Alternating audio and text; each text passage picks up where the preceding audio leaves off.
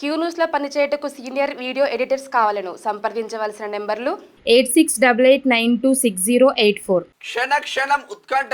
Bangladesh parliament రద్దు. Jail నుంచి ఖలీదా జియా విడుదల. కొత్త సర్కార్ ఏర్పాటుకు ప్రయత్నం. విద్యార్థి సంఘాల నేతలతో ఆర్మీ చీఫ్ చర్చలు. గంట గంటకు మారుతున్న సమీకరణాలు. ప్రధాని రేసులో ప్రధానంగా ముగ్గురు పేర్లు: నాహిద్ ఇస్లాం, మాజీ ప్రధాని ఖలీదా జియా, నోబెల్ బహుమతి గ్రహీత మొహమ్మద్ యూనస్.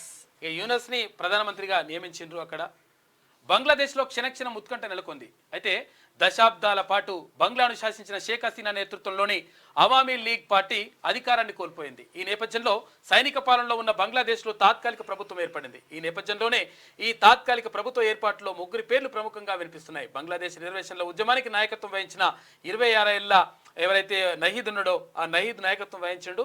పని ఖతమైపోయింది. అక్కడ షేక్ హసీనా భారత్కు పారిపోయి వచ్చింది. ప్లాన్ ఏంటి? బంగ్లా పరిణామాలపై అఖిలపక్ష సమావేశం. ఈ ఘటనలో పాక్ కుట్ర ఉందా? ఢిల్లీ ముందే పసిగట్టిందా? కేంద్రాన్ని నిలదీసిన రాహుల్, భారతీయులతో టచ్ లోనే ఉన్నాం, ఎప్పటికప్పుడు పరిస్థితిని సమీక్షిస్తున్నాం కేంద్ర మంత్రి జయశంకర్ చెప్తున్నాము.